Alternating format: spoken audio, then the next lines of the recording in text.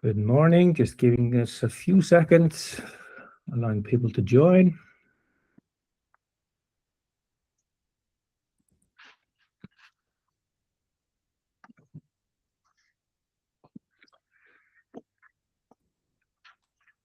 So, good morning, evening, or afternoon, everyone. Thank you for joining today's public consultation webinar. My name is Björn Halldór, and I am the CPO of ICR, and I will have the honor of facilitating this webinar today. Today, we will be presenting the methodology M-ICR013, Scalable GHG Measurements Methodology for Sustainable Land Management Projects, which is currently under public consultation as part of the ICR methodology approval process. The objective of this session is to walk you through the methodology, provide context on the ICR framework, and most importantly, to invite your feedback as part of the consultation process. So this webinar is part of ICR's broad effort to ensure transparency and stakeholder engagement in the development of new methodologies. Public consultation is a key step in the process, allowing experts, market participants, and stakeholders to review and provide input before any methodology is considered for approval. On our webpage, you can now easily navigate through upcoming and past webinars. You can go to the webpage Carbon Registry/events, where you can see a list of past webinars and, most importantly, upcoming webinars that are of interest. Today's session is structured in 3 parts. First, we will provide a brief overview of the International Carbon Registry and the methodology approval process. Then Carbon Real will present the M-ICR013 methodology, including its key features and application. Finally, we will open the floor for questions and discussion. We strongly encourage you to engage and share your perspectives. You can at any time during the webinar add questions, clicking the dots icon in the bottom right corner and go to the QA section. We will then try to answer all questions accordingly. So, Carbon Real brings strong technical expertise in measurement-based approaches, and this session will include both scientific and implementation perspectives. Carbon Real is led by Felipe Escalona, founder and CEO, who brings a unique combination of legal, entrepreneurial, and conservation expertise. His work focuses on integrating technology, investment, and nature-based solutions, including the development of measurement-driven carbon credit approaches using sensors, satellite data, and scientific partners. He is joined by Tarin Fuentes, co-founder, a conservation scientist working at the intersection of climate change, biodiversity, and ecosystem monitoring. Her work combines academic research with applied science, supporting decision-making and long-term ecosystem management across terrestrial systems. Also part of the founding team is Lourdes Salinas, co-founder who has extensive experience in sustainable infrastructure and environmental consulting. She has worked internationally across a wide range of projects and is a recognized expert in sustainable building and environmental assessment, including certification of numerous LEED or LEED projects. Together, the team brings a strong combination of scientific, technical, and practical implementation expertise, which underpins the development of technology. So, before we start the presentation scheduled, we'll now see a short video produced by Carbon Real, which will show the context of the methodology.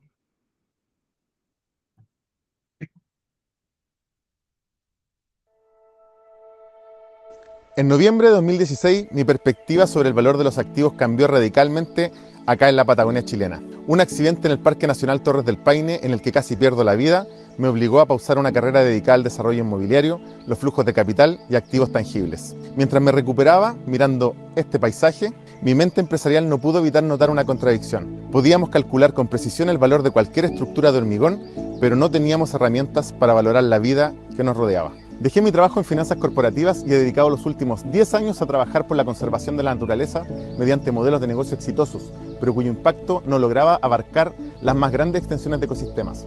Así, en 2023 fundé Carbon Real, con la convicción de que la conservación y la regeneración de la naturaleza solo serán escalables si logramos movilizar recursos basados en una verdad física incuestionable. Desde un inicio, limitado por las posibilidades tecnológicas del momento, el mercado de carbono ha operado bajo la incertidumbre de las estimaciones de biomasa y ecuaciones alométricas, que, aunque valiosas, ofrecen una visión estática y tardía. Para proteger ecosistemas tan críticos como los de Latinoamérica y el mundo, necesitamos ciencia e ingeniería que estén a la altura de su complejidad. Como científica de Carbon Real y como parte del equipo científico que fue formado aquí en la Universidad de Chile, mi trabajo siempre ha sido garantizar la robustez metodológica en el proceso.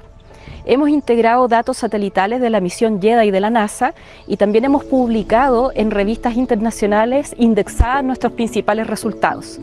Nuestra labor consiste básicamente en procesar los datos in situ de las torres de flujo y mediante Machine Learning extrapolamos el valor del intercambio ecosistémico neto a escala regional. Por supuesto, cuantificando explícitamente la incertidumbre y transformando esta metodología en un estándar con rigor académico aplicable a gran escala.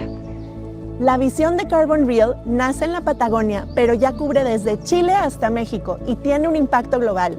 Trabajamos desde Latinoamérica, donde entendemos las necesidades de las comunidades, los riesgos y la vulnerabilidad de los mayores sumideros de carbono en el mundo, proveyendo de tecnología de alta integridad para que la precisión científica en tiempo real se traduzca en una estrategia de regeneración escalable para todos los ecosistemas planetarios. Para lograr esta visión, nuestra alianza con la empresa tecnológica japonesa NTT Data, la más grande consultora de Japón y una de las más importantes del mundo, es fundamental. Ellos proporcionan el diseño de proyectos, aportan infraestructura en más de 52 países y tecnología de punta que garantiza la más alta confianza, trazabilidad e inmutabilidad de cada dato generado. Estamos uniendo la ciencia de vanguardia con la arquitectura tecnológica necesaria para que la protección de las zonas pristinas y la recuperación de las áreas degradadas sea una realidad verificable ante los estándares más exigentes del mundo, otorgando confianza, transparencia e integridad a los mercados de carbono. Presentamos la metodología ICR13 a la consulta pública de International Carbon Registry como una invitación a elevar el estándar de nuestra industria. Hemos vuelto al origen del dato para ofrecer una solución que nace del territorio y se respalda en la ciencia de frontera. No se trata solo de créditos de carbono, se trata de construir una arquitectura donde la regeneración de la naturaleza sea el motor de una nueva economía. Una economía real, medible y transparente, diseñada desde este rincón del planeta para el beneficio del mundo entero. Muchas gracias.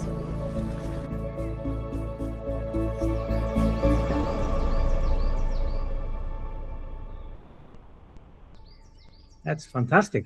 I'm just pumped after watching this video. So, from the International Carbon Registry, we have Guðmundur Sigbergsson, CEO of ICR, who will provide context on the registry and the methodology approval process. From Carbon Real, we're joined by Jorge Perez Queseda, an agronomist with training in ecosystem ecology from UC Davis and currently a professor at the University of Chile. He has led numerous research projects and authored over 40 scientific publications and several books. His work focuses on carbon stocks, greenhouse gas fluxes, and sustainability, with particular expertise in eddy covariance and chamber-based measurement techniques. He is also actively involved in international research networks such as Chile Flux, AmeriFlux, and FluxNet. Then we also have Aaron Grau, renewable natural resource engineer and lecturer at the University of Chile. His work focuses on geospatial analysis, land use change, and carbon monitoring, particularly through the development of scalable digital MRV solutions integrating LiDAR, remote sensing, and eddy covariance systems. He has contributed to the conceptual design of this methodology. And Aaron and Jorge will also be joined by Felipe, Tarin, and Lourdes during the Q&A session. And again, I strongly advise you to submit your questions by using the QA section of the meeting. But now Guðmundur will take over and go over the ICR's methodology approval process.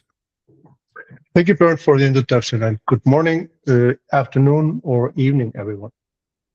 I know that Carbon Real has prepared a comprehensive presentation about the methodology, so I will make my presentation brief, as I believe all attendees here are to see Carbon Real and to learn about the methodology. At ICR, methodologies go through a structured and rigorous approval process. This includes methodology development, validation by an independent VBB, public consultation, and finally review and approval by ICR. Each step is designed to ensure environmental integrity, transparency, inclusion, and consistency with international standards. A little bit about the ICR. The International Carbon Registry is a global GHG program and a registry supporting a wide range of carbon projects and methodologies. With over 200 projects, multiple methodologies, growing network of VVPs and accreditation bodies, along with developers, and constantly rolling on new platform features, ICR provides a platform for high integrity carbon crediting. Continuing with the approval process. All methodologies submitted to ICR must comply with and are subject to ISO 14064-2, which is international standard. ICR requirements, subject to public consultation, independent validation, internal review and approval. This ensures that methodologies are robust, transparent, and aligned with best practices in project development and accounting. The ICR program provides a standardized framework for high integrity project registration and design, building on ISO standards and adding key elements that are required for carbon markets, including additionality, permanence, avoidance of double counting. All projects submitted for registration at the ICR need to adhere to the criteria, whereas the methodologies serve as a blueprint for demonstrating adherence to the criteria. All methodologies are assessed against the criteria, focus on the core carbon principles of relevance, completeness, accuracy, transparency, and conservativeness. To support developers, ICR provides structured and accessible requirement templates and guidance. This ensures that methodologies are developed in a consistent and reproducible manner, making them easier to assess, validate, and apply, providing with accessible methodological requirements, procedures, and support tools. But what is a methodology? In simple terms, a methodology defines how GHG emissions or removals are quantified, monitored, and reported, essentially serving as a recipe for project development.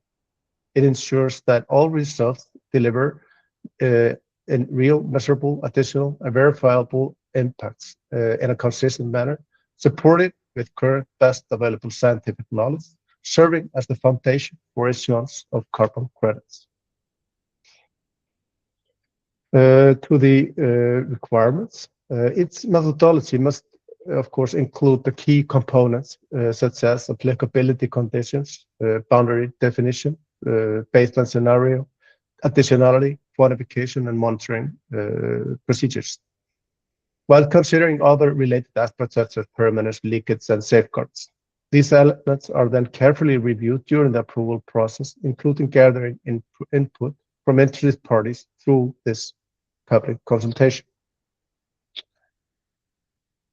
The methodology template ensures that all relevant aspects of the underlying criteria are addressed in a structured way, including applicability, other methodologies that informs or supports the methodology, leakage, permanence, monitoring plans, and permanent parameters monitored.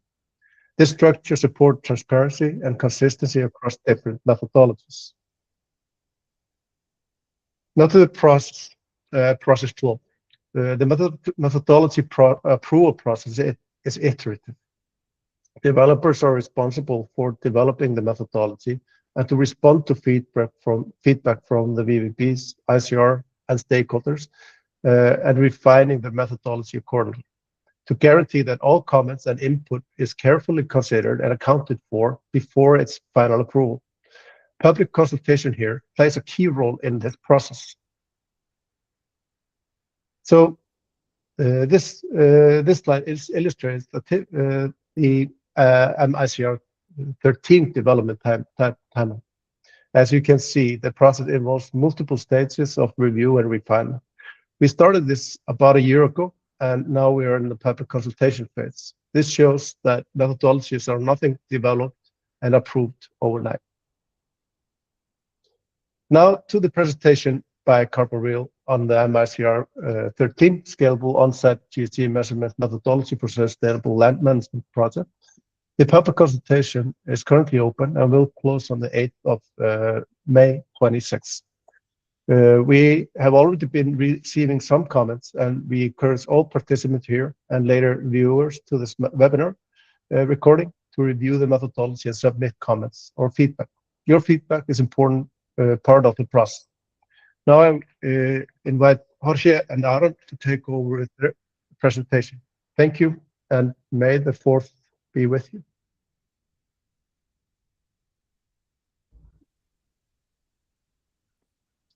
So Aaron, and yeah, you may yes, I'm going to share my your screen. screen. Yeah, please.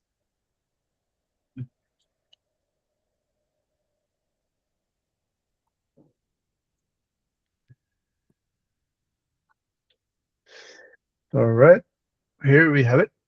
Okay. So go ahead. Thank you. Thank you, Gudmundur. My name is Jorge Perez Quesada. I'm a senior scientist at Carbon Real. And in the next few minutes, I will introduce the eddy covariance technique. I will tell you what it is, how it works, and why it is so important for our methodology, and particularly to estimate very accurate carbon fluxes. So for those of you that are not familiar with eddy covariance, I can tell you that the theory that it's based on was developed in the 1960s, but it wasn't until the late 1990s that technology developed to a point where we were able to measure fluxes with this based on the eddy covariance theory. So this means that there are long-term projects all around the world that scientists have been carried out in different types of ecosystems, demonstrating the robustness of this technique. So scientists have gathered both at international and national networks, which have created this the idea of sharing not only the data, but also the methodology to analyze this data. And this has resulted in open source data available for research in different applications. So how does eddy covariance work? First of all, we need to be clear that when we are trying to quantify CO2 fluxes, we are working at the ecosystem scale. So we are basically trying to estimate how much CO2 is being exchanged between the biosphere and the atmosphere. And to do that, we need to know where the wind is coming from, at what speed, and what is the concentration of CO2.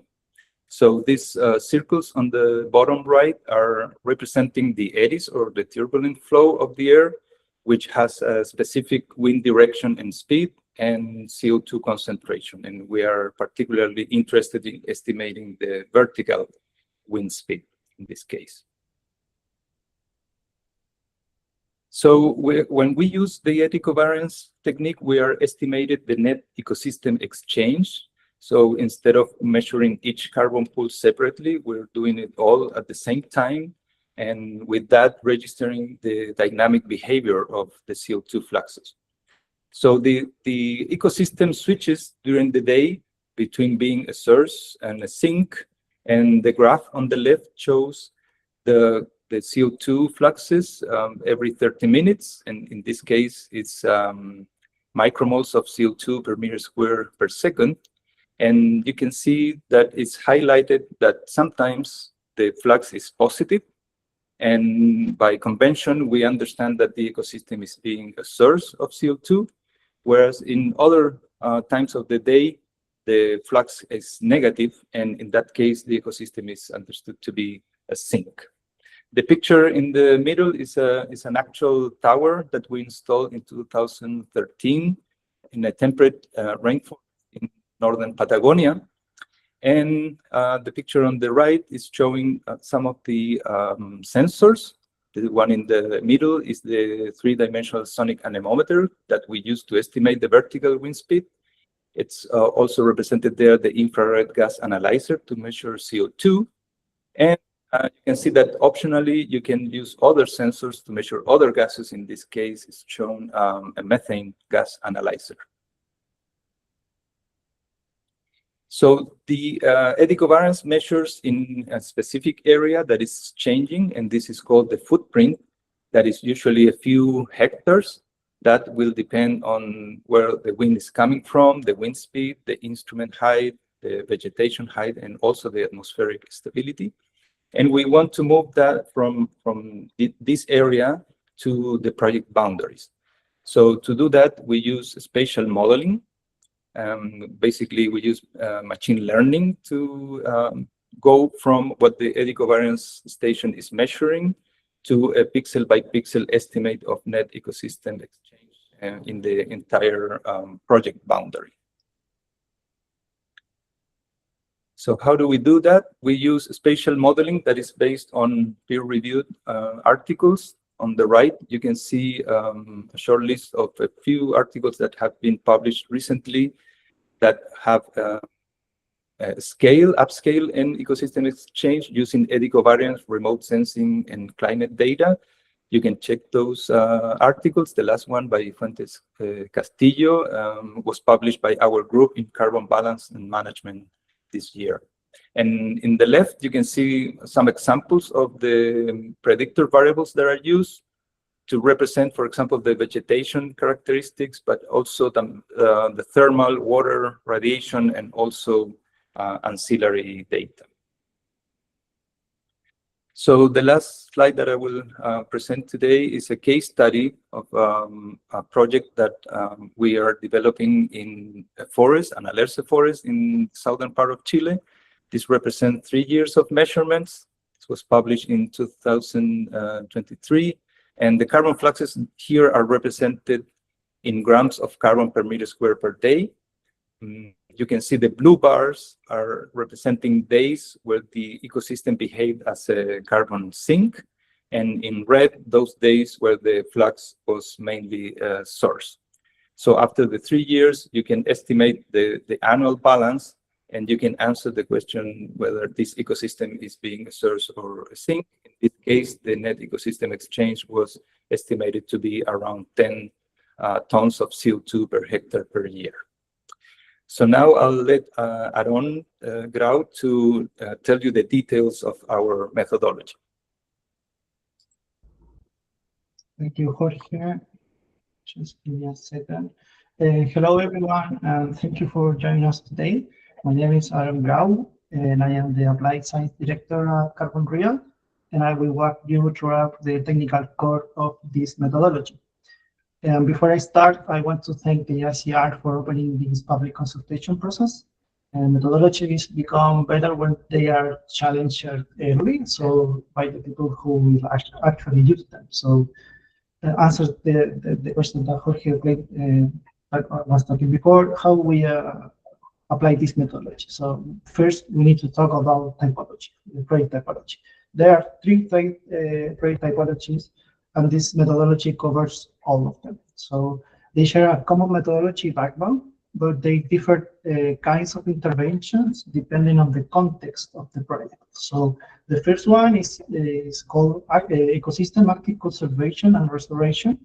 This includes afforestation, reforestation projects, also avoid forest degradation, and native species restoration. Also, the conservation of wetlands, peatlands, and grassland is included here. The second case is improved land management. In these cases, the reduced impact logging is an example, agroforestry, silvopasture, and soil carbon practice in productive activities. And the best known example will be the forestry industry for this particular typology. And the last one is land use, sustainable land use certification, sorry. And this is about optimizing production from the same land without a conversion of the land use or the land core. So think of this case as a diversified cropping, precision agriculture, and methane management in the livestock industry. Here, it is very important that project developers take into account that the category is fixed at the project design. So once you are choosing one of these categories, it defines the entire baseline logic. So the similarity criteria and the spatial scaling rules are in every case you can see differences in terms of the quantification and also the spatial scale. So and before any of these projects can be validated, they must meet 5 conditions. These are the 5 conditions. I'm going to explain one by one. So the first is related to the land tenure and the legal rights. So here the project proponent must hold documented rights such as titles, leases, concession. Also, conservation easement is allowed, depending on the legislation of every country. This is a non-negotiable criteria because it's also mandated by the ICR documentation. So you need to properly fulfill that documentation also.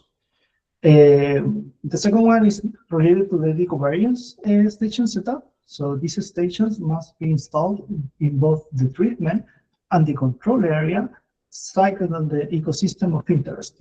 So, and justified inside the project design document, often called the PDD. I will soon explain to you what this concept of control and treatment consists of. The third case is about the bundle and the group projects, which are allowed in this methodology. And this is very important for smallholders because several plots can share the same baseline framework as long as they belong to the same category and meet the ecosystem similarity threshold that are defined in the methodology, which are related to the topography, the climate condition, and also several vegetation variables. So the fourth case is related to the ex-ante issuance of, here is restricted, the ex-ante grading. And here is very important that the instructions that appear in the ICR documentation are followed to the letter. Projects can only issue credits before verification if they meet the highest level of additionality. It's called level 4B in the ICR documentation. Or if they hold an insurance code. Even then, those grades are not retrievable until verification. So the fifth and the last case is when the methodology is not applicable in some cases. For example, if the project overlaps with another nature-based project, MBS project, you cannot use this methodology. This is, we are thinking of this case to avoiding double accountability. Another case is if it relies your project on monoculture or invasive species, we know that this is a way to generate huge carbon profits. But the message is here is not to accept them if they can lead to a loss of biodiversity. So this case also is not applicable for the methodology. And the last case is related strictly to the eco-variance technique, and it's related to when you cannot monitor using the eco-variance technique. Because in some very specific cases, the eco-variance technique is difficult to distinguish where the CO2 fluxes are coming from. If the station is installed in a transition zone between two ecosystems, you cannot distinguish where those fluxes are coming from. So in that case in particular, you cannot use this methodology. So now we get to the heart of the methodology, this idea of the two-station design.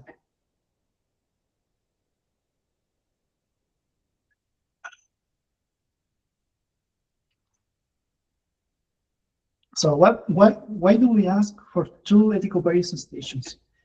because additionality in our methodology is not an estimation, it's a measure.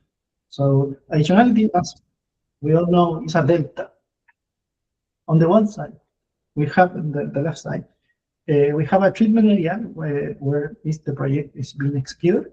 So the ecovariance system in this area captures the real-time response of the ecosystem to that intervention. So it will fit a series of benchmarks, which are variables to control the performance of the modeling, or also the performance of the ecovariance measurements.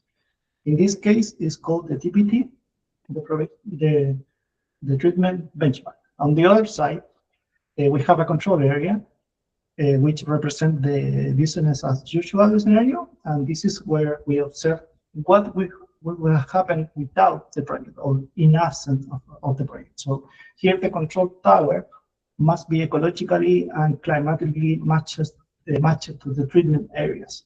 Here the control is called the control benchmark, the CBT, and the annual difference between these two is the delta of the net ecosystem exchange, which is the direct measurement of additionality.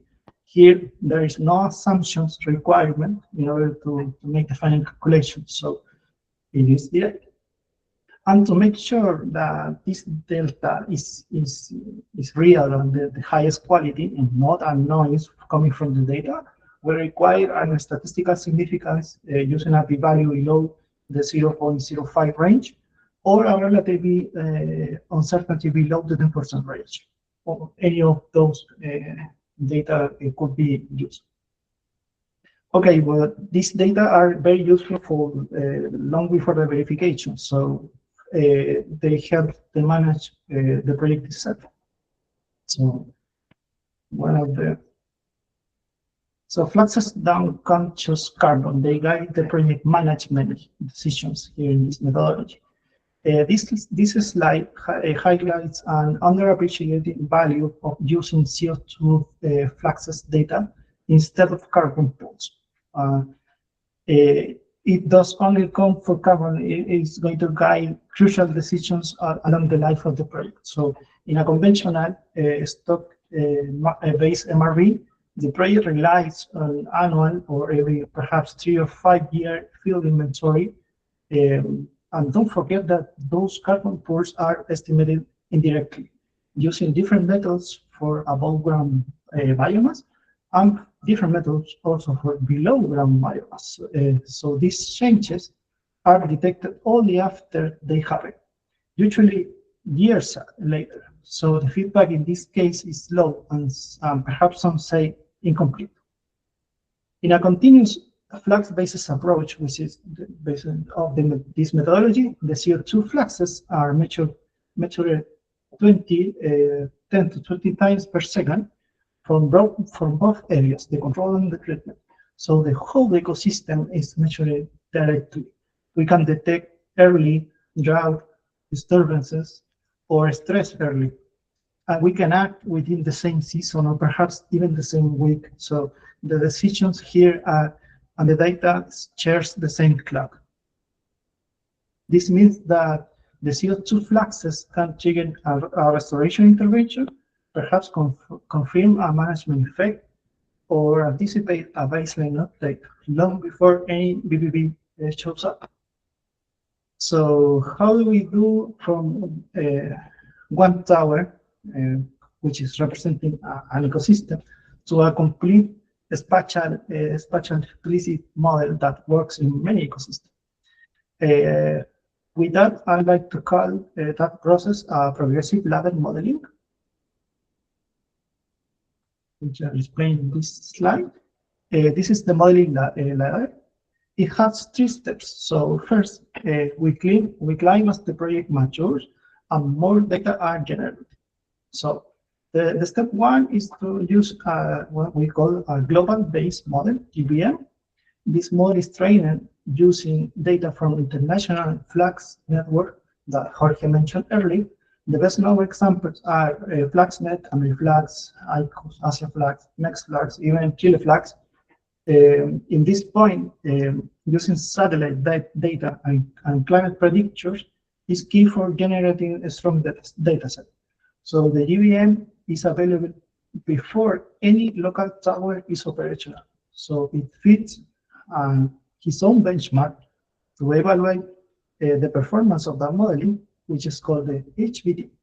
This means that you can quantify ex-ante net carbon gains without even having an eddy covariance system installed. So the step 2 is the local-based model, or LBM.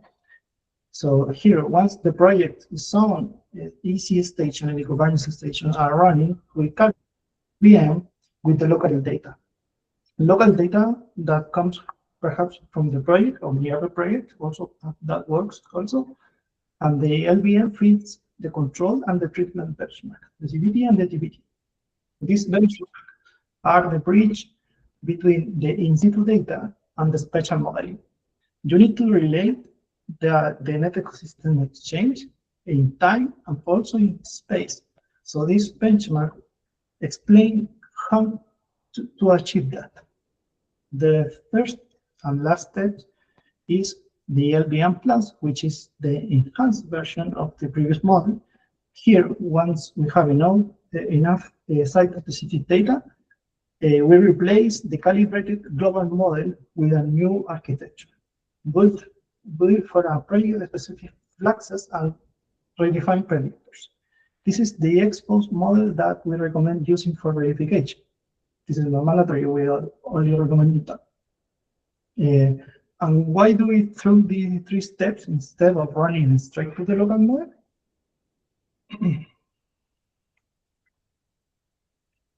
So for 4 reasons. They matter specifically for small landowners and project developers without years of pre-existing data. So first, the project can start at day 1.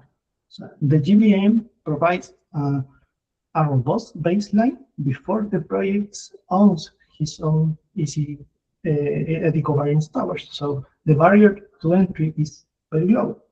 The second one is the performance will be improving over time. So we track several statistical parameters that can be related to the performance of the model, such as the R-square, the RMCE, and the bias, at every model version.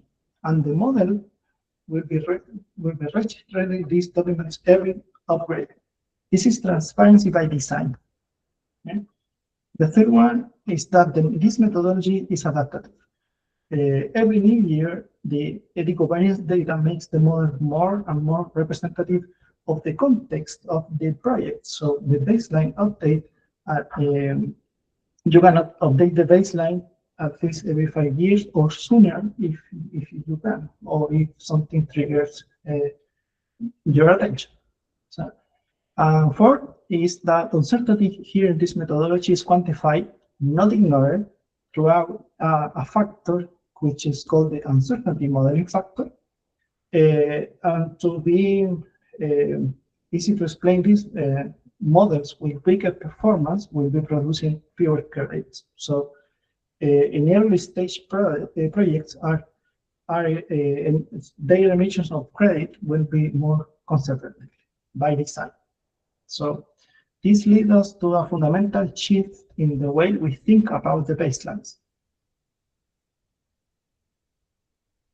So the static baseline versus the dynamic baseline. So this slide shows 2 paradigms side by side. So on the left, we see the traditional approach, where the baseline is fixed at validation and yet constant for the entire life of the project, sometimes 30 years. So the crediting trajectory is essentially deterministic. Here, the credits are known almost from day 1. Yeah? On the right side, you can see all proposal methodology. Both lines, the control and the treatment, will evolve year by year, driven by the measured fluxes. So the uncertainty here is explicit, is propagated and managed throughout the benchmark. So the crediting here is not a projection, it's an integrated, conservative delta of the net ecosystem exchange, which is verified exposed. So the take-home message here in this slide is at the bottom. And it says that the project is rewarded for what actually happens, not for what was projected at the early stages. And that uncertainty that I just mentioned is not a weakness, it's a deliberately designed feature. So there are two adjustment factors that push the methodology towards conservatives and as heterogeneity grows. Let me explain each one in plain words. So the modeling uncertainty factor is derived from the validation statistics of the model, the R-squared, the RMCS, and the bias. And a weakened model will receive a larger penalty, which translates into fewer credits. As the model improves with new data, the penalty automatically reduces. So the other factor is the variability adjustment for management. And this factor captures how the project's activities are actually implemented across the treatment sub-areas. So the greater the deviation from what was described in the PDD, the larger will be the adjustment. So this keeps the extrapolation modeling honest in a heterogeneous landscape. And the net effect of the appliance of these two factors is that early stage and heterogeneous projects will be emitting credits more considerably. And the methodology by constructions will be rewarding the investment in the better data. So now let's see all of this in motion in a real project setting. So let's imagine a restoration project in the Amazon basin, for example. On the one side, the treatment area is a young reforested plot. Here the tower is measuring the carbon being absorbed by the recovering ecosystem. So the arrows are pointing down, representing the CO2 uptake. So that ecosystem is gaining that carbon. Yeah. On the other side, separated by only a thin boundary, is the control area, which is representing a degraded pasture under the business as usual scenario. So here, the tower is measuring the carbon being released. So this is why the arrows are pointing up. As the timeline below tells the story of the project's lifetime. We start at year 0 using the GBM, the global base model, and the historical benchmark. As soon as the towers, the EC systems are working and installed, we move to the LBM, the local base model, and we fit both the control and the treatment benchmark. After 5 years, a mandatory review is performance in order to evaluate the performance of the modeling, and when the new data improves the model significantly, statistically significant, we can step up to the LBM plus, and finally the ex-post insurance. Here's where is when the ICC or carbon credits are released. Updates also can be triggered before the 5-year mark. For example, by a land use change in the control area, a climate anomaly, perhaps a model drift, or maybe an ICR program revision, that point is that the baseline is alive. So let me close my section by summarizing why this methodology is different. In 3 things, in plain words. 1, this methodology is a flux-based dynamic baseline. We do not project the control factor, we measure it directly, and we update it in real time. The second point is that this methodology is ecosystem agnostic. It works for forests, for grasslands, for wetlands, for other ecosystems. So it's one methodology for several ecosystems. And the third one is related to the scalability of the methodology. This is scalable by design. Here, a small landowner with one property to a landscape scale program. The GBM, LBM, and LBM plus ladder lowers the barrier of entry. while preserving scientific rigor. And now, please send us your feedback through the official ICR channels, and I'll give you the word to Bjorn and Gunnar. Thank you for being here. Thank you, Aaron, for this very enlightful presentation. So, like I mentioned earlier, we have now we're going into the Q&A section of this webinar. We have a few questions already supplied. So also, if you have any other questions, please just add them into the Q&A. And to iterate, it's or to underline, sorry, they are, if you go to the bottom right corner, click the dots, the 9 dots there icon, and there you should see the QA section. So, I'll just begin with the first question. How does the methodology ensure that the selected control area remains representative of the true baseline over time, particularly under changing climatic and land use conditions? So, who wants to take this question? Jorge, is it you? Yeah, I can start answering that question. Thank you. So the idea is that in our methodology, the baseline is not a fixed value, but instead is a dynamic baseline.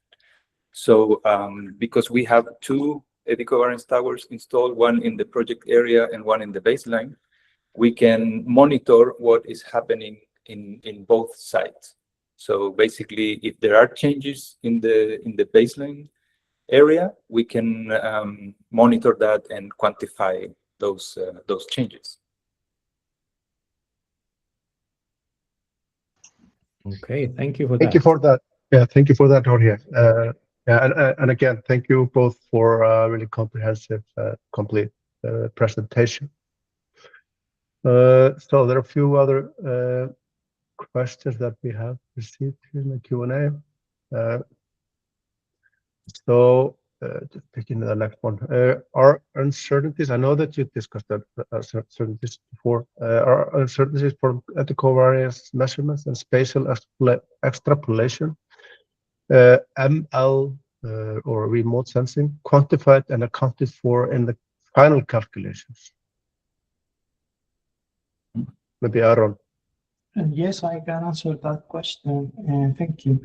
Yes, the methodology explicitly quantifies and accounts for uncertainties from both the eddy covariance measurements and also the spatial extrapolation using machine learning and remote sensing models.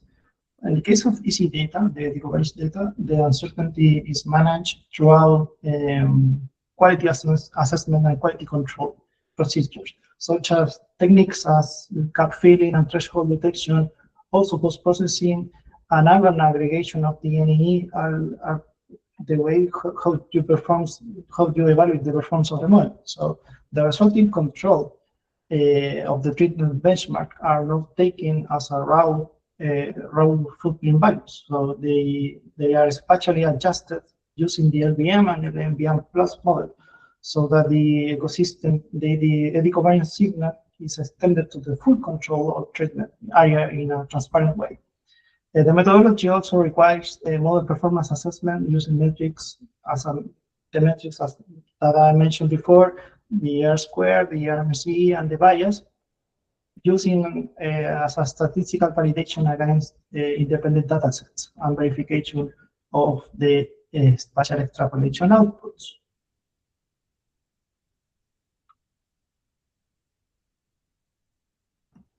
I muted myself. Thank you. Next question. Are there any minimum data availability and uptime requirements defined to ensure completeness of the data sets? Yeah, maybe I can answer that. Yes, the methodology requires that there will be eddy covariance measurements and meteorological data available continuously. And although you can estimate the fluxes instantly, Of course, you need a minimum time of 1 year to estimate and generate one credit, because the credits are, the unit is in tons of CO2 per hectare per year. So that would be the minimum data set required for the ex post credits.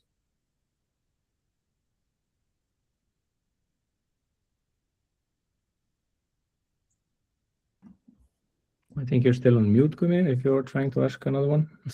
Yeah, I'll take over. So the next question: are there other existing methodologies for similar land-based project types applying NEE? And how does this methodology compare in terms of its main benefits and limitations relative to those approaches in other methodologies? I believe I can answer that question, Bjorn. Yes, they are existing methodology. The closest existing methodology is one from the ICR, the 009, which also uses the net ecosystem exchange as main data and atmospheric carbon flat measurements throughout the ecovariance system. So, however, that methodology is more limited in the scope because it focuses on restoration and regenerations, treatments on abandoned or degraded lands, such as reforestation, and it does not count for avoidance emissions or degradation or deforestation. So its baseline is also derived from historical data from analogous sites or remote monitoring. While this methodology requires a very controlled area within an adjustment to the project boundary, enabling a more site-specific and adaptive baseline. Thank you. Do you want to take the next one, Bjorn, or should I try to navigate through this? Go ahead. Okay. There was one that popped up about that relates to the baseline selection. Are any criteria and safeguards defined to prevent any bias in selections of control areas that may inflate outcomes? Okay, I can answer that question. Here is when you are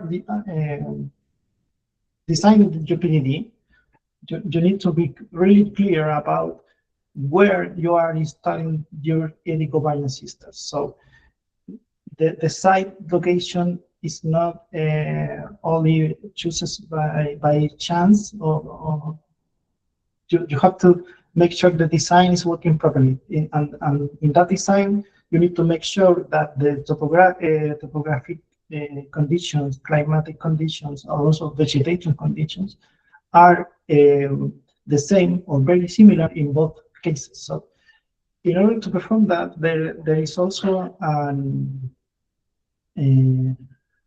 data set which is called the IGBB, and that data set allows the PDD developer to make sure if that ecosystem is the same ecosystem in the both systems. So it's a spatial layer which tells you about a third party is validating that that ecosystem is the same in the both control and treatment areas. So here we are using that as base for the comparison, because perhaps if you want to compare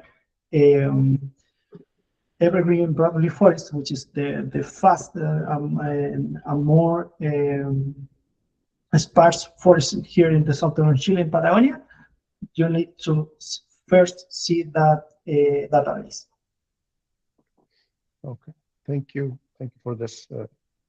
And another question that may relate to this in control areas, what happens if there is a fire, like a boundary case? Are those emissions credited as a part of the delta between the two stations? A little bit of a boundary situation here. If there is a fire, you will see. So there's essentially a reversal in the system. Of course, let's assume that the AC system is measuring that fire. So you will see throughout the data that there is a peak in the emissions of CO2. So in terms of the behavior of that ecosystem, you can see particularly in real time that ecosystem in particular is not working as it should be. So that is a first warning. So okay, let's see what is going on here. So that you can prevent and be active to use the safeguards, and also to be active and talk to, in this case, M-ICR, and also UVB, and tell us what is actually happening. So it's part of the design of the methodology. Thank you very much for this clarification. We're closing in on time, but brings us to maybe one or two questions more. Given the technical complexity and maybe associated cost, is there any limitation related to project size? Perhaps that is a question that Luca can answer, because it relates to the modeling. Sure. So the limitation comes towards not necessarily on the size, but the type of continuous, homogeneous, biodiversity or ecosystems that we look into the sites. So I don't know, Aaron, if you want to go back to that slide, but basically there's certain requirements that are necessary in order to make sure that you can add more areas of land within the same two towers. It depends on the characteristics of the sites. Mm-hmm. Yes, that is correct. Thank you. Do you want to put up the slide, or maybe if we just go to the next question? Do you have any more questions, Björn? Yes, I think we have covered. Have we covered the? See, there are a few new ones. Are any criteria and safeguards defined to prevent bias? We already covered that. Yeah, we have already covered. Okay. I think we covered basically everything here. So this is your last chance to submit your questions. We have 2 minutes left. And while we see if there are any questions incoming, then I'll just want to remind you all that obviously both submit any findings to the public consultation. What is the final date of that again? It's May 8th. May 8th. May 8th. Yeah. Oh, okay, so 4 days from now. And then also a recording of this webinar will be shared with all participants in a day or two. So, and obviously you can then send in questions if you have any, and we'll relay them to the correct party and answer. There was one final question. We have 1 minute for this.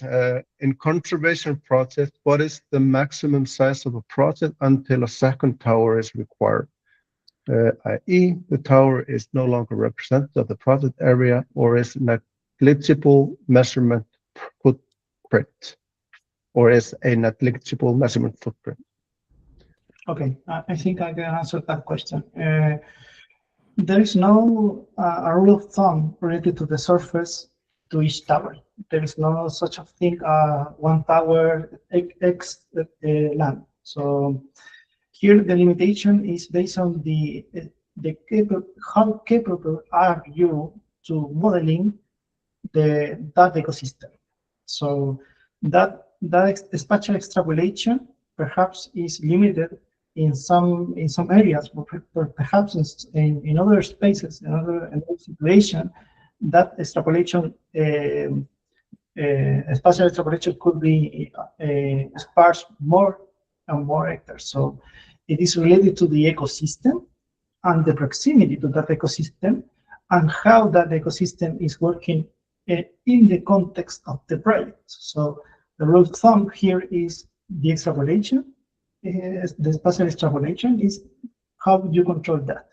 There is no rule about you have to install a third system if you want. No, that is not the case in this methodology. Okay, thank you. And we are at time. So thank you again, all of the team from Carbon Real for participation in this webinar. Just as a final reminder, you can scan this beautiful QR code to navigate to the public consultation page, where you would find the form for submitting your comments. And again, we would really like you to inform the further development of this methodology for submission of your comments. Thank you very much for the session, and goodbye. Thank you. Thank you. Bye-bye. Thank you. Bye. Thank you. Thank you. Bye-bye.